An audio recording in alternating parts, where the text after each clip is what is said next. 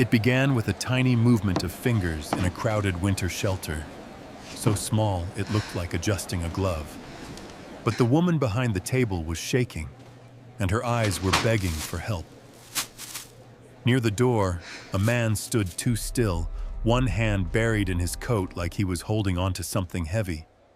No one noticed the danger because everyone was focused on soup lines and warm blankets.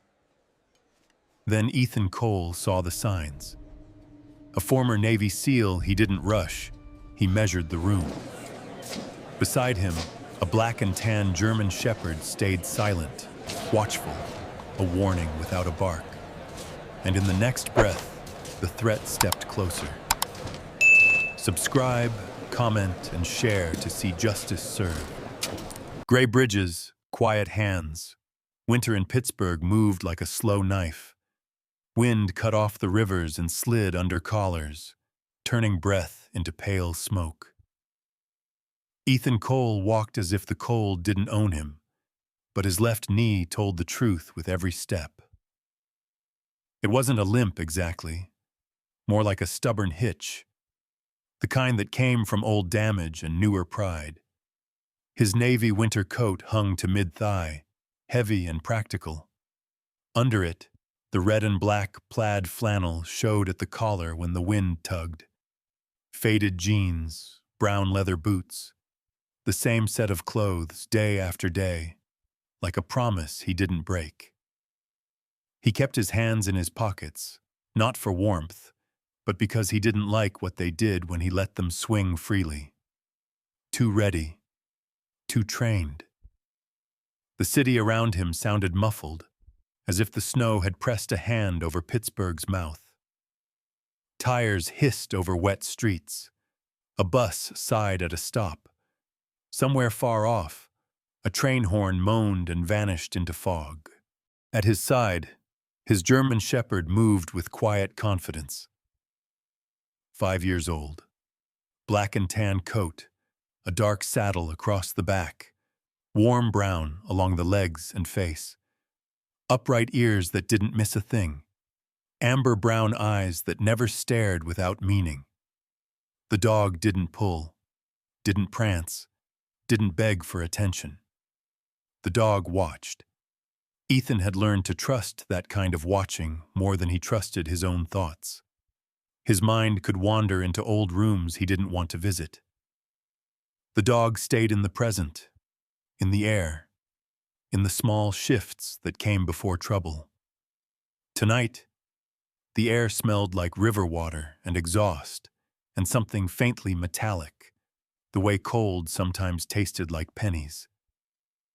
Ethan crossed near one of the bridges, steel ribs rising like a giant spine against the gray sky. He wasn't heading home yet. Home was quiet in a way that could turn loud if you sat in it too long.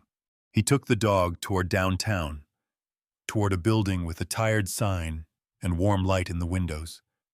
The shelter.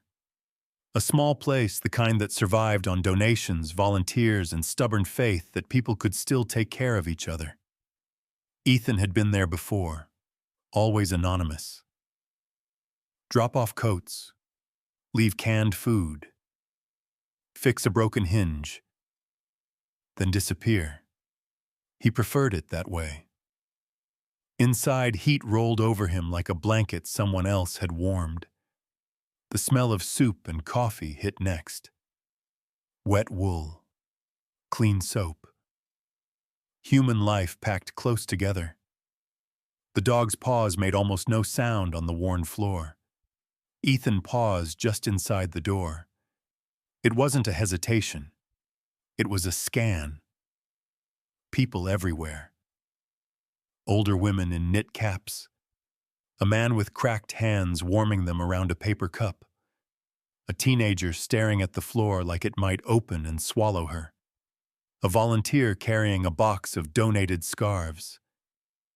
Ethan's eyes moved without effort. Exit routes. Crowded corners. Who looked harmless. Who looked hungry. Who looked like they were pretending they weren't afraid. The dog's ears twitched once, then angled toward the back wall. Ethan followed that direction and saw the table. A woman stood behind it, sorting paperwork with hands that moved fast, like she could organize the world into safety if she just wrote enough names in the right columns. Marissa Grant. She looked early 30s, maybe 32. Medium height, slim from exhaustion more than dieting. Light brown hair pulled into a messy ponytail, with strands falling loose near her cheeks. Her face had soft lines, but the tiredness sharpened them, especially around her eyes. She wore a plain winter sweater under a volunteer vest, practical jeans, and cheap sneakers that had seen too many long shifts. Her smile was polite when people approached, but it didn't reach her eyes. The dog watched her too, not with excitement, with focus. Ethan carried his bag of donated blankets over, setting it down near the table. Marissa glanced up, quick. Her eyes flicked to him, then to the dog, then away again. Something in that movement felt like fear trying to behave. "Thank you," she said. Her voice was steady, but the word came out a little too fast, like she wanted to be done with the exchange. Ethan nodded. He didn't talk much in places like this. It made people either curious or grateful, and he didn't want either. He turned slightly, giving her space but staying near enough to see what she was seeing. The dog shifted half a step forward, then stopped. No sound, no drama, just presence. That's when Ethan noticed the man by the door. Dean Rourke. Mid-30s, around 36. Average height, lean but tight in a way that suggested nervous energy. A narrow face with a pointed chin and stubble that looked like it grew in patches. Dark hair tucked under a beanie, though it didn't hide the hard set of his brow. He wore a cheap dark coat that didn't fit right, sleeves a bit short. His jeans were too clean for someone claiming the shelter's help, and his boots looked newer than they should. His eyes didn't settle. They darted, measuring, counting. One hand stayed buried in his coat pocket. Not for warmth, for control. Ethan felt a familiar tightening in his chest, that old internal switch flipping from citizen to something else. The part of him that had once counted threats in seconds. The dog's ears aimed at the man, stiff as flags in a windless storm. Dean looked at the room the way a person looks at a store before stealing. Not at people. At obstacles. Marissa's breathing changed. Ethan noticed because he had learned to listen for it. Her shoulders rose slightly, then lowered. Then, as a woman stepped up to the table asking for a coat in a larger size, Marissa's hands moved. At first it looked ordinary, like she was tugging at her gloves, pulling them tighter around her wrists. But the movement was too precise, fingers tapping, a twist, a small sweep. Ethan's eyes narrowed. He'd seen hands talk like that before, not in combat, but in quieter places. He'd helped at a veterans community workshop years ago. One of the counselors was deaf. Ethan had learned enough to stop being lost in conversations. Marissa's hands weren't fidgeting. They were speaking. The dog angled his head, as if listening with his eyes. Ethan stepped closer, just enough to catch the shape of it. Her gaze never met his. She kept her face neutral, like she was afraid the air itself might betray her. Her fingers formed a message in pieces, careful and small. Help. Ethan's heartbeat didn't speed up.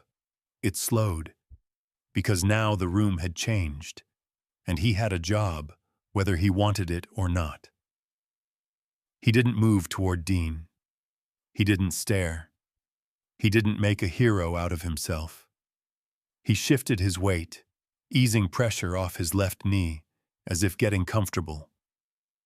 His eyes ran the room again, this time with purpose. The crowd was dense. The exits were partially blocked by a table of donated shoes.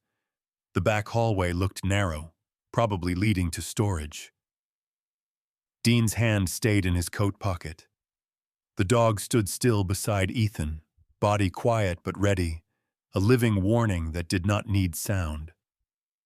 Dean's eyes flicked toward the table again, toward Marissa, like he was checking that she hadn't run.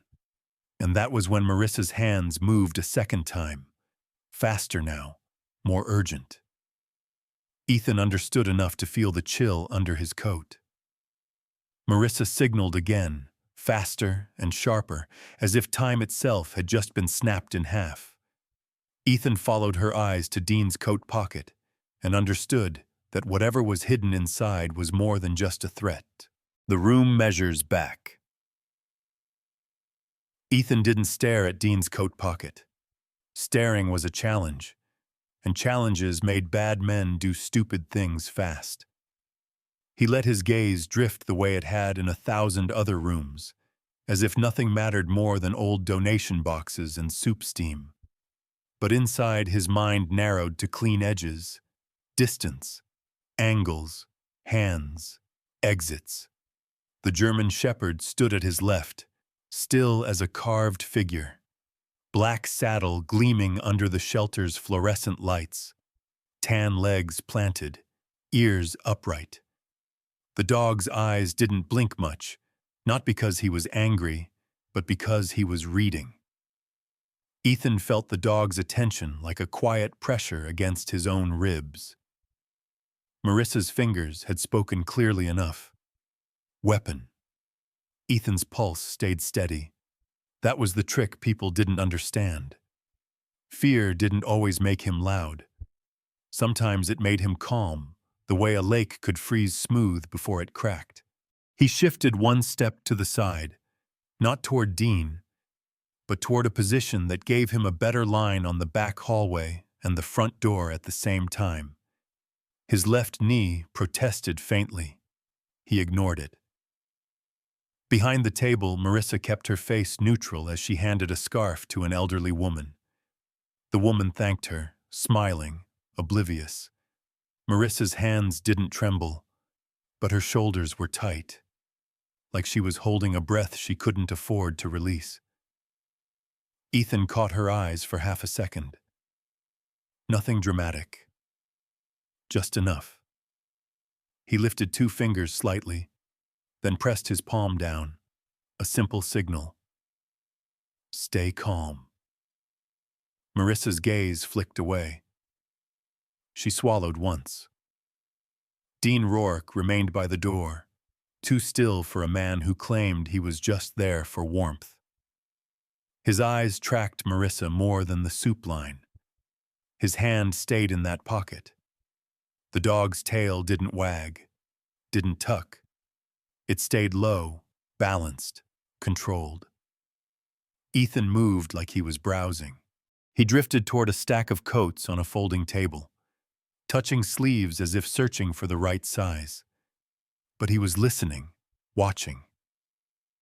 The way Dean's shoulders tightened whenever Marissa leaned down to check a clipboard. The way Dean's weight shifted each time someone walked between him and her. He wasn't here for soup. He was here for a person. A volunteer in her 60s walked past Ethan carrying a box of canned goods. Irene Walsh. About 65, short, sturdy, cheeks red from the cold outside and the heat inside. Gray hair cut in a practical bob under a knitted hat. She wore a puffy winter vest over a thick sweater, and her eyes had that sharp kindness of someone who'd seen hardship and decided to keep doing good anyway. Irene's gaze snagged on Dean for an instant. Then it snagged on Ethan and the dog. Recognition passed in a blink. Not recognition of a face, but recognition of posture. Someone who notices. Irene approached Ethan as if she had a simple question about donations. Her voice stayed casual. "More blankets?" she asked, nodding toward his bag. A nod once. Irene's eyes flicked to Dean again. "We've been busy," she said, and the way she said it carried a second meaning. A warning. A request. Ethan lowered his voice. "He's watching Marissa." Irene didn't react outwardly. She simply adjusted the box in her arms. "I'll make sure she doesn't go into the back alone." Ethan's mouth tightened. "Good." The dog's ears angled toward Irene as if acknowledging her presence, then returned to Dean. Across the room, a tall man in a security jacket stood near a wall, pretending to check his phone. Caleb Morgan. Late 20s, maybe 28.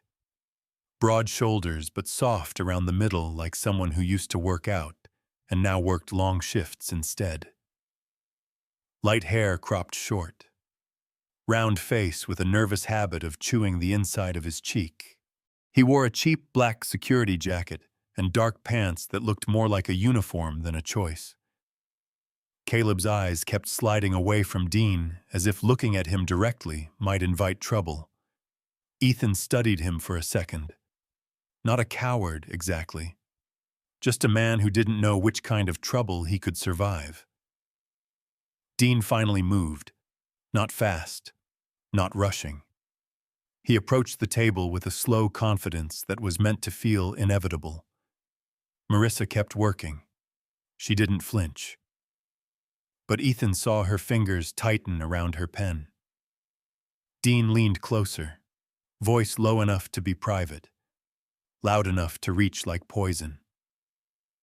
"You didn't call," he said. Marissa's smile appeared, thin and false. "I've been here all day," she replied, as if they were discussing volunteer schedules. Dean's eyes flicked to the clipboard. "I need to see the list." Marissa's throat bobbed. "I can't do that." Dean's hand in his pocket shifted. The fabric of the coat pulled tight around his wrist. Ethan didn't move yet. If he moved too soon, Dean would do something sharp. If he moved too late, Marissa would pay for it. He chose the middle. He stepped forward not with aggression, but like someone joining a conversation in line at a grocery store. "Hey," Ethan said, voice calm, almost friendly. "You looking for someone?" Dean turned his head. His eyes landed on Ethan's face, then the dog, then back. His gaze hardened the way ice did when the temperature dropped another degree. "This doesn't involve you," Dean said. Ethan shrugged slightly. "I'm just asking. People come through here. Sometimes they get separated." Dean's lips twisted into something like a smile. "You one of the heroes?" he murmured. Ethan didn't answer the way Dean expected. He didn't puff up. He didn't threaten. He only watched Dean's shoulders, his pocket hand, his breathing. The dog took one silent half-step closer, not blocking Dean, just existing in the space like a wall that could move. Dean noticed. His eyes narrowed. "Nice dog." The dog didn't blink. Ethan kept his voice even. "He's calm, as long as everyone else is calm." Dean leaned in, lowering his voice again. "You don't know what calm is," he said, and his tone held an ugly hint of satisfaction. Ethan felt Marissa's fear spike beside him like a sudden cold gust. She didn't move, but her eyes flicked toward Ethan, then to Dean's pocket.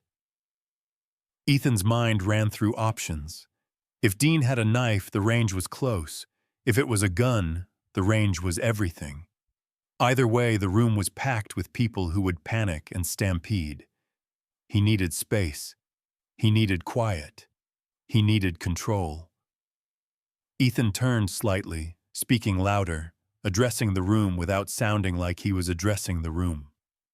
"Hey," he called, mild, like a volunteer making an announcement. "Could we keep the walkway clear? Let's give folks room to move.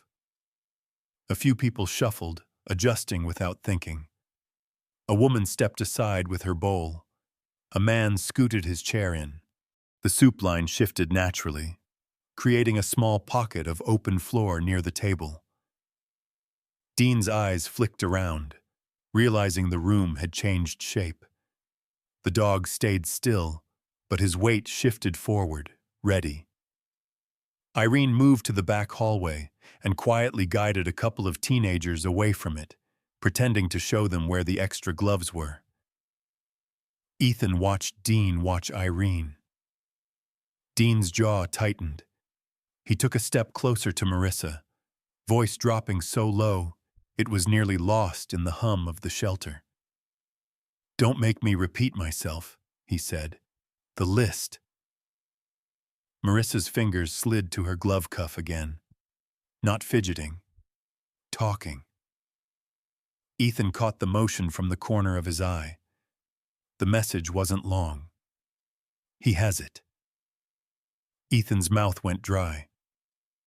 Dean's eyes locked on him suddenly, as if sensing Ethan had understood something.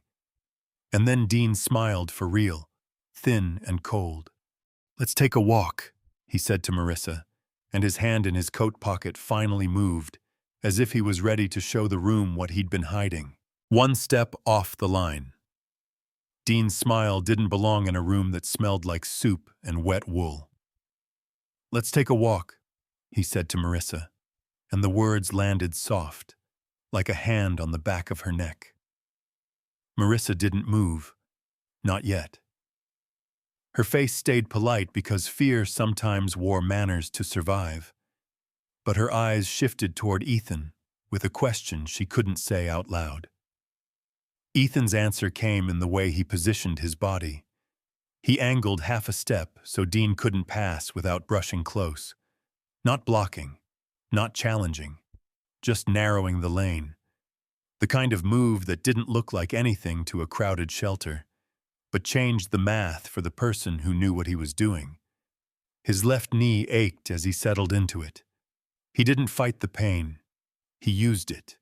He grounded himself. The German Shepherd stood beside him, black and tan coat gleaming under harsh light. Ears up, eyes fixed on Dean's pocket, with a quiet intensity that made people instinctively give space without knowing why. Dean's hand shifted again inside his coat. The pocket bulged, not the soft shape of a phone, not the rounded outline of keys. Something rigid, something that made the fabric pull tight at the wrist. Ethan's mind ran through possibilities without panic.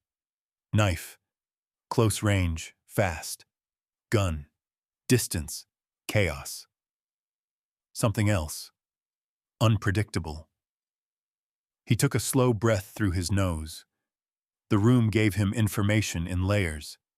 The soup line murmured. Metal ladles clinked. A child laughed at something small, then quieted when his mother shushed him. Folding chairs scraped. A heater clicked on and off like an impatient finger. Too many bodies. Too many soft targets. Ethan watched Dean's shoulders, the way his weight loaded on the balls of his feet, the slight tilt of his head toward the back hallway, like he'd already planned where he wanted to go. Behind Dean, the front door was a rectangle of gray evening, glass fogged with cold. Near the back, a hallway swallowed light, likely leading to storage and staff rooms. Ethan didn't like hallways. Hallways turned things private, and private was where fear became louder than witnesses. Irene Walsh stood near that hallway, still playing her role as a harmless older volunteer. But her eyes were sharp, pinned to the situation with the steady bravery of someone who refused to look away. Caleb Morgan hovered by the wall, security jacket zipped up, hands unsure what to do with themselves. He looked 28 and exhausted, like he'd grown into responsibility without asking for it. Ethan caught Caleb's gaze for half a second and gave him a small nod toward the front door. not a command, a direction. Caleb hesitated, then shifted his weight as if considering finally becoming useful. Dean's eyes returned to Ethan. "You're really going to stand there?" Dean asked. His voice stayed calm, but the calm was wrong. It was the calm of a man who liked being feared. Ethan kept his tone mild. "No one's stopping anyone from walking," he said. "I just don't want a scene." Dean gave a short laugh. Too late. Marissa's fingers moved again at her glove cuff, barely visible. Ethan caught enough. Weapon close. It wasn't the full message, but it was the part that mattered. Ethan's body stayed relaxed. His voice stayed low. "Marissa," he said gently, as if he needed her to verify a donation form. "Could you grab the clipboard for me?" Marissa blinked once. Understood. She slid her hand toward the clipboard like she was doing her job. Dean's eyes flicked to her hand. His pocket hand tightened. That's when the German shepherd moved. Not a lunge, not an attack. A simple shift of position, stepping into a line between Dean and Marissa's reach. Silent, controlled. A living barrier that didn't bare teeth, but didn't need to. Dean's gaze snapped to the dog. His jaw flexed. "Get your dog out of my way," he said, and the first crack appeared in his calm. Ethan didn't raise his voice. "He's not in your way," he replied. "You're in his." It was a small line, and it wasn't a threat, but it carried a truth Dean could feel in his bones. Dean took a half step back, then another forward, testing boundaries like a man testing thin ice. Ethan watched the pocket. He watched the elbow. He watched the shoulder. If Dean brought his hand out, Ethan had less than a second to react without turning the room into a stampede. Ethan shifted again, turning his torso slightly so he wasn't squared up. He became smaller, less confrontational, while giving himself a better angle to intercept. Military precision wasn't dramatic. It was invisible. It was the quiet choice of where to put a foot.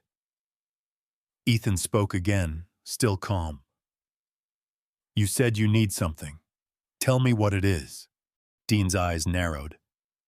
"I need that list," he said, "and I need her to stop pretending she doesn't know what she did." Marissa's face tightened for a fraction of a second, then smoothed again. She didn't speak. Her fear had learned silence, too. Ethan didn't ask what she did. Not here. Not now. He said, "This isn't the place." Dean's lips curled. "Then we'll make it another place." He reached out with his free hand and grabbed Marissa's wrist. It wasn't a hard yank, not yet, but it was ownership, a claim. Ethan moved, one step, off the line. His left knee screamed, but he didn't flinch. He placed his body between Dean and Marissa with a clean, controlled motion. No swinging fists, no sudden hero pose. He simply broke the contact. Ethan's hand closed around Dean's forearm, at the exact point where leverage mattered. Not crushing, not sloppy, just enough pressure to make Dean's grip release. Dean's eyes widened a fraction. Surprise. Because most people didn't know where to touch without escalating. Ethan did. Dean's pocket hand jerked. Ethan's eyes snapped to it. His brain counted. 1. Dean's hand came out halfway. Not a gun. Not a knife blade flashing under light. Something metallic and blunt like the handle of a small hammer or a compact baton, hard enough to crack bone if swung. 2. Dean lifted it, not fully, but enough for the people nearest to see a glimpse. A woman gasped. A chair scraped. The room's temperature seemed to drop. Ethan made the choice that kept everyone alive. He didn't shout. He didn't order the room. He spoke in a steady, carrying voice, the same tone a coach used when a kid was about to fall. "Everyone keep breathing," Ethan said calmly. "Nobody run. Just take one step back and give us space." The words were simple. They didn't paint pictures of danger. They didn't invite panic. They just gave people something to do. And people obeyed, because calm could be contagious when it was real. The German Shepherd stayed silent, but his body lowered a fraction. Weight coiled, eyes locked on the weapon hand. Dean's breathing got loud. He realized the room wasn't his anymore. He swung the blunt weapon upward, not striking yet, but showing it. "You think you're gonna stop me?" Dean hissed. Ethan's voice stayed level. "I'm trying to help you not do something you can't undo." Dean's eyes darted toward the back hallway again. Ethan saw the plan forming like a shadow. Dean wasn't going to fight in the open. Dean was going to drag Marissa into the dark. Ethan adjusted his stance by inches, cutting off the angle to the hallway without making it obvious. Caleb finally moved 2 steps toward the front door, then froze, torn between courage and fear. Irene's hand slipped into her pocket, probably gripping her phone like a lifeline. Dean's gaze fell on the dog, then on Ethan's coat, then on the flannel collar peeking out. "Who are you?" he demanded again, voice shaking now. Ethan held his eyes. "Ethan Cole," he said. "Former Navy SEAL." Dean's face changed. Not respect. Not fear exactly. Calculation. Like he'd just realized the room held a predator he hadn't planned for. And then Dean did the one thing Ethan didn't want. He yanked Marissa toward him again, using her as a shield, and stepped sideways toward the back hallway. Ethan didn't chase. He matched. One step, then another. Close enough to act, far enough to avoid forcing Dean's hand. The German Shepherd moved with him, silent as snowfall, keeping the same distance, the same angle, like they shared one nervous system. Dean's heel reached the shadow of the hallway, and Ethan saw something in Dean's eyes that made his stomach drop. Dean wasn't trying to escape. He was trying to reach someone. The hallway that swallowed sound. The back hallway ate the shelter's warmth in 2 steps. Light thinned, air cooled. The smell changed from soup and coffee to dust, cardboard, and old disinfectant. It was the kind of corridor that made whispers feel loud and footsteps feel like mistakes. Dean pulled Marissa into it with a grip that looked almost gentle from a distance, but Ethan saw the truth in her wrist, fingers whitening, tendons tight. Ethan followed, not rushing, not crowding.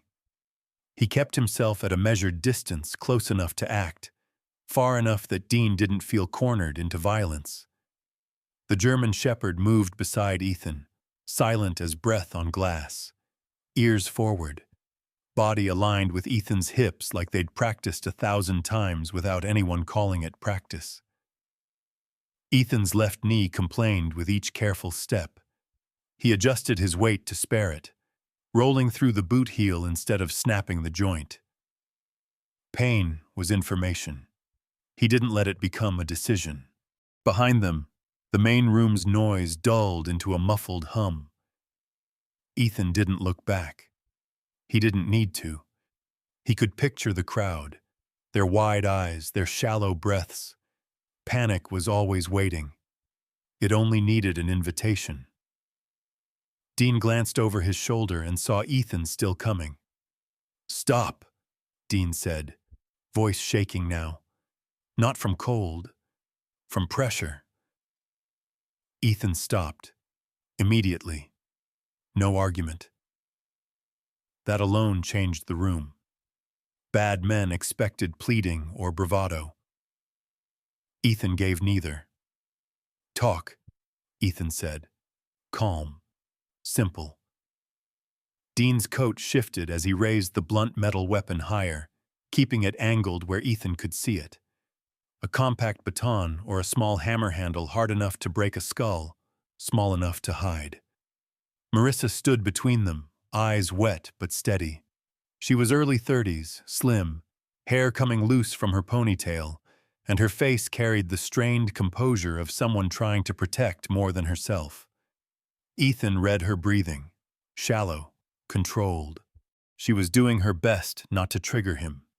Dean kept her close. Shield. Leverage. "You think I'm scared of you?" Dean muttered. Ethan didn't answer the ego bait. He studied the hallway. To his left, a storage room with a half-open door, stacks of boxes inside. To his right, a narrow door marked staff only. Ahead, a dead-end turn where the hallway jogged left, out of sight. Blind corner.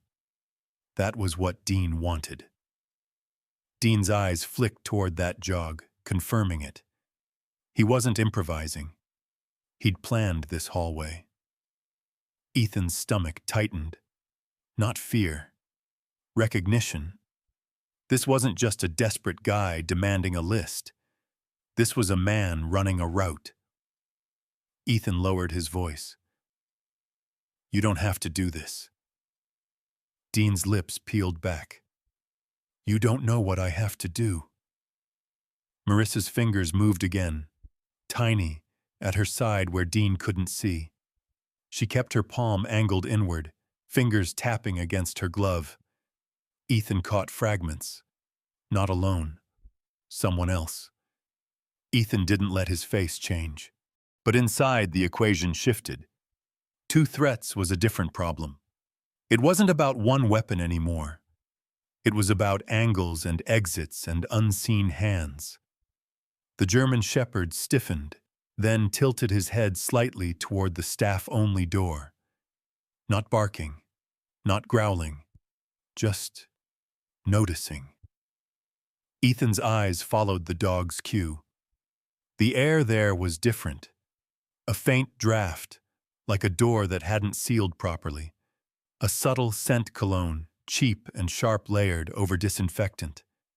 Someone had been there recently. Ethan kept his eyes on Dean while his mind mapped possibilities. If there was a second person behind that door, then Dean wasn't dragging Marissa away to hide. He was dragging her to deliver. Deliver her to someone else. Or deliver something through her. Dean's grip tightened on Marissa's wrist. "Where is it?" Dean hissed, close to her ear now. Marissa didn't answer. Dean's eyes snapped to Ethan. "She knows," he said. "She's playing innocent." Ethan's tone stayed even. "What do you think she has?" Dean's gaze flicked, just for a heartbeat, toward the storage room boxes. Not the staff door. Not the hallway jog. The boxes. Ethan's brain clicked. List, names, paperwork, donations, intake forms. This wasn't about money on the table. It was about information.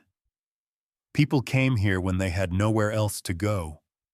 Some had debts. Some had protective orders. Some were hiding. A shelter held more than blankets. It held secrets. Ethan spoke softly, like he was negotiating a hostage situation overseas, except now the hostages wore knit hats and held soup bowls. "Dean," Ethan said, using the name once on purpose, a humanizing move. "Whatever you're looking for, you won't find it by hurting her." Dean's eyes widened slightly at the sound of his name. "How do you know?" Ethan didn't answer that.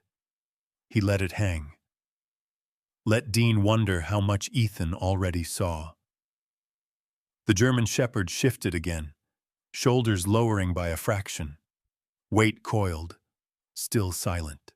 Dean's breathing sped up. He was losing his sense of control, and control was the only thing keeping him from swinging that weapon. Ethan gave him a path that didn't require violence. "I can get you what you need," Ethan said. "But you have to let her step away." Dean laughed, harsh. "You think I'm stupid?" Ethan shrugged slightly. "No, I think you're desperate." Dean's eyes went flat. "Desperate men do dumb things." Ethan nodded once. "They also do predictable things." For the first time, Dean hesitated. The weapon dipped half an inch. Behind the staff-only door, something shifted.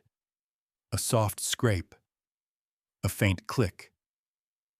Ethan didn't look at it. Looking would confirm it. But his dog's ears angled sharply, then froze. Someone was definitely there. Marissa's eyes flicked to the door too, then back to Ethan.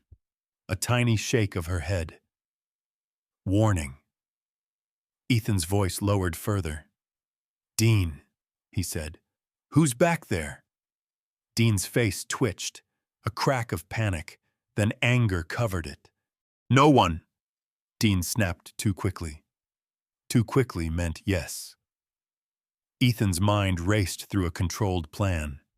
He couldn't rush Dean and leave his flank exposed. He couldn't call out and spark chaos. He needed the second person to reveal themselves first, or he needed to force Dean away from the door without a fight. He shifted his stance by inches, aligning his body so the storage room door was at his back, not the staff door. If someone burst out, Ethan wanted his dog between them. The German Shepherd remained perfectly quiet, but his gaze was now split, one eye on Dean's weapon hand, the other on the staff-only door. Dean followed the dog's gaze and realized the dog had noticed. His fear turned into impatience. "Move!" Dean ordered Marissa, pushing her toward the jog in the hallway. Ethan moved too, matching, keeping the same distance, the same angle. The hallway jog came closer. The blind corner waited like a mouth. And just before Dean reached it, the staff-only door creaked open an inch. A man's voice slipped out, low and urgent. "Hurry up, Dean." Ethan felt the whole situation tilt, like a ship catching a sudden wave, because now he had proof, and Dean, realizing Ethan had heard it, tightened his grip on Marissa with a violent jerk. Ethan's left knee braced. The German Shepherd's body lowered one more fraction, silent as prayer. And Ethan knew the next 3 seconds would decide everything. Quiet ends, warm hands. The next 3 seconds arrived like a door slamming. Dean jerked Marissa harder, dragging her toward the blind corner. His blunt metal weapon lifted just enough to promise pain without showing the full shape of it. Ethan didn't surge forward. He didn't shout. He did what training had carved into him long before Pittsburgh winters. He made the moment smaller. "Dean," Ethan said, steady, as if he were speaking to a man on the edge of a bridge. "Stop moving. Just breathe." Dean's eyes flashed. "Back off." From the staff-only door, the unseen man's voice hissed again. "Dean, now!" That was the problem and the gift. Voices revealed positions. Impatience revealed fear. Ethan's mind snapped into a clean map. Dean at the corner, Marissa between. Staff-only door behind Ethan's right shoulder. Storage room to Ethan's left, half open. The main room behind Ethan, full of people who couldn't afford panic. Ethan shifted his left boot a few inches on the worn tile, placing weight through the heel to spare his bad knee. His navy coat hung heavy, flannel collar tight at his throat. He kept his hands open, visible, empty. A calm posture was a weapon too. The German Shepherd lowered his body slightly, silent, the black saddle of his back tense beneath the fur. The dog's ears pinned forward, eyes locked on Dean's weapon hand. Ethan spoke without turning his head. "Irene," he called, voice still controlled. "Keep everyone back." He heard Irene's reply as a tremble of courage. "You heard him. One step back, just one." A chair scraped. Someone sobbed softly, but the room did what Ethan asked, because the way he asked made it feel like order, not terror. Dean's breathing got loud and fast. His grip on Marissa's wrist tightened. Marissa didn't scream. She did something braver. She looked at Ethan and gave the tiniest nod, like she'd decided to trust him with her life. Ethan didn't waste that trust. He raised his left hand slowly, palm out, not at Dean, but at the space between them. A soft barrier. A suggestion of pause. Then he made the move that mattered. He shifted his body half a step left toward the storage room door, forcing Dean's eyes to track him, forcing Dean to choose between watching Ethan and holding Marissa. It was a small displacement, but it changed the geometry. Dean's weapon hand twitched upward, ready to swing. His eyes locked on Ethan. The German Shepherd moved at the same instant. Not an attack, not a leap. A silent slide forward to cut off Dean's path into the blind corner, planting himself at an angle that made Dean hesitate. The dog didn't bare teeth, didn't bark. He simply existed in the line Dean wanted. Dean's eyes flicked to the dog, startled. Ethan used that blink. He stepped in, one clean step-closing distance at the moment Dean's attention split. His bad knee screamed, but it didn't buckle because Ethan didn't allow it to be the weak point. His right hand shot to Dean's weapon wrist, not grabbing fingers, not wrestling, but clamping at the joint where control lived. His left hand braced Dean's forearm. Pressure precise. Enough to stop motion, not enough to crush. Dean tried to swing. He couldn't. Ethan turned Dean's wrist outward in a controlled arc, redirecting the blunt weapon away from Marissa's body and away from the hallway wall where it could rebound into chaos. The metal clinked as the weapon hit the tile and spun. Dean's free hand lunged for Marissa again. The German Shepherd stepped in, shoulder forward, placing his body between Marissa and Dean like a silent gate closing. No bite, no bark, just absolute certainty. Dean's eyes went wide. He flinched back from the dog's presence more than from Ethan's grip. That was the point. Fear could be managed if it had a focus. Ethan kept his voice low, almost gentle. "Hands where I can see them." Dean spat, struggling. "You're dead." Ethan didn't argue. He didn't lecture. He only shifted his stance to keep Dean off balance without slamming him into the floor. Control, not punishment. The staff-only door creaked wider. A second man stepped out. He was mid-40s, maybe 44. Tall and thin, sharp cheekbones. A face that looked carved from impatience. Dark hair slicked back. Cheap cologne heavy in the hallway air. He wore a gray hoodie under a work jacket. Hands tucked into his pockets like he was trying to look harmless. But his eyes weren't harmless. They were hungry. His gaze snapped from Dean to Ethan to the dog, then to Marissa. He assessed fast. Officer Lucas Ramirez's voice boomed from the main room, closer now. "Police, don't move!" The second man froze. So did the hallway. Ramirez stepped into view, early 30s, athletic build, dark hair, calm eyes that didn't waste motion. His uniform looked heavier in the cold air, and his posture said he'd walked into danger before and lived. Behind him, Caleb Morgan hovered near the doorway, pale but standing this time, not hiding. His hands trembled, but his feet stayed planted. Ethan didn't look away from Dean. "Ramirez," he said, voice clipped. "Weapon on the floor." Ramirez's eyes dropped. then lifted again.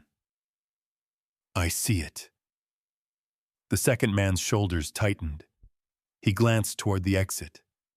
The German shepherd's ears snapped toward him, then back to Dean, then back again, like a metronome of threat.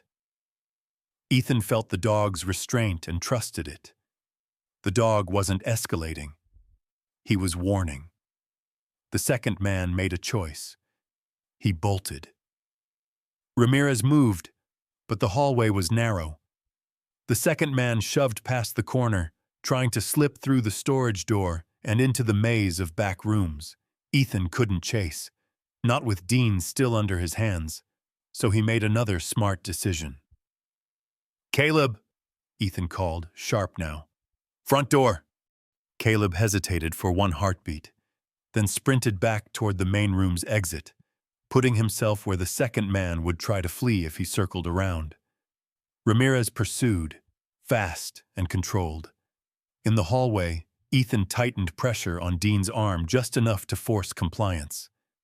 Dean's knees hit the tile. Ethan didn't slam him. He guided him down. Dean's breath came out in a harsh grunt. You think you're a hero? Ethan leaned closer, voice low. No, he said. I think you're done. Marissa stumbled back, freed, clutching her wrist. Irene caught her at the doorway, wrapping her in a volunteer's cardigan like it was armor. The German shepherd stayed between Marissa and Dean, silent, watching, the way a lighthouse watched a storm it didn't fear.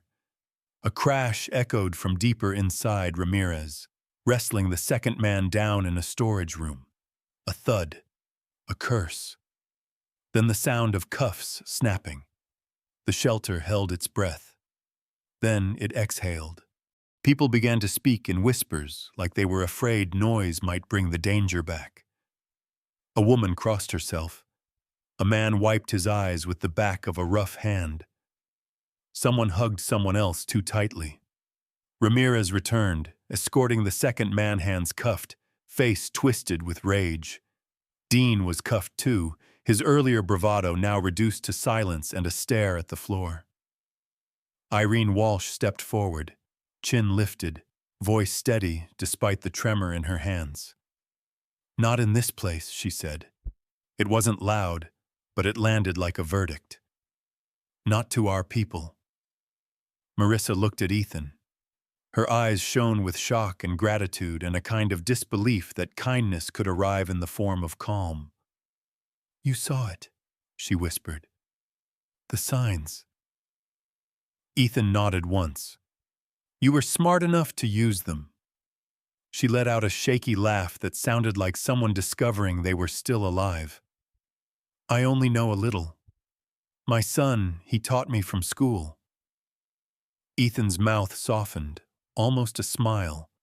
A little was enough. The German shepherd turned his head slightly, as if listening to the change in the room. The threat had drained away, leaving warmth behind it. The dog's tail lifted just a fraction, not wagging wildly, but loosening. A small boy, maybe 7, peeked from behind a chair. Wide eyes, red cheeks. He stared at the dog like he was looking at a legend. The boy's mother pulled him back. Don't. Ethan shook his head gently. It's okay, he said. Just give him space. The boy nodded solemnly, like Ethan had given him a mission. Someone near the soup pot whispered, That dog didn't even bark. Another voice replied, shaky with humor, He didn't need to. He had that church deacon stare. A few people laughed, softly at first, then a little more. The kind of laughter that didn't erase fear, but made room for relief. Irene pressed a paper cup of coffee into Ethan's hand. You'll freeze out there, she said, pretending this was normal. Her eyes were wet. Thank you. Ethan looked down at the coffee, then at the shelter. The people. The mess of coats and scarves and lives. He didn't like being thanked. but he understood why they needed to do it. "Keep the back hallway locked," he said quietly, "and don't let anyone bully you into giving up information. Not names, not lists." Irene nodded hard. "We won't." Marissa held her wrist and tried to stand straighter. "They wanted the intake forms," she said, voice still shaking. "They were looking for someone who's hiding here." Ethan's gaze sharpened. "Is that person safe?" Irene stepped in. "They're in a secure room now. Ramirez is handling it." Ethan exhaled slowly. "Good." Ramirez approached Ethan, voice low. "You did the right thing," he said. "We've had reports. Those two were pressuring people for names, trying to find someone who disappeared." Ethan nodded. "Shelters aren't supposed to be hunting grounds." Ramirez's mouth tightened. "Not tonight." Outside, the wind still howled off the river. Winter hadn't softened. But inside, something had. The shelter staff began moving again, quietly, purposefully, like reclaiming their space. A woman offered Marissa a fresh pair of gloves. Someone else put a blanket around her shoulders. Caleb stood nearby, breathing hard, eyes wide, but he was standing, not hiding. Ethan turned to leave before the moment grew too heavy. At the door, Marissa called softly. "Ethan." He paused. She looked at him, then at the dog, then back again. "If you ever need a warm place, Jotham," he said, "you have one." Ethan's throat tightened in a way that had nothing to do with cold. He nodded once, then stepped outside. The German shepherd followed, silent, steady. Snow drifted in small flakes beneath the street lamp, turning the world gentle again for a moment. Ethan adjusted his navy coat collar against the wind and walked toward the bridge, boots crunching softly. Behind him, the shelter's light glowed like a promise, and for the first time in a long time, the night didn't feel quite so empty. Some nights don't announce themselves as life-changing. They arrive like cold wind under a door, a crowded room, a quiet fear, a hand that can't shout, but still finds a way to speak. In moments like that, people call it luck when help shows up. But Ethan Cole has learned something different. Sometimes God sends protection in forms the world overlooks. A steady man who refuses to panic. A loyal German shepherd who doesn't need noise to warn evil to back away. A calm presence that keeps a room from collapsing into chaos. If you've ever felt small in a dangerous moment, remember this. Courage is not always a voice. Sometimes it is restraint. Sometimes it is one smart step. Sometimes it is a dog who stands between harm and the ones who can't run. Share if you believe in angels with paws. Comment Amen to bless our veterans. Subscribe for the next story.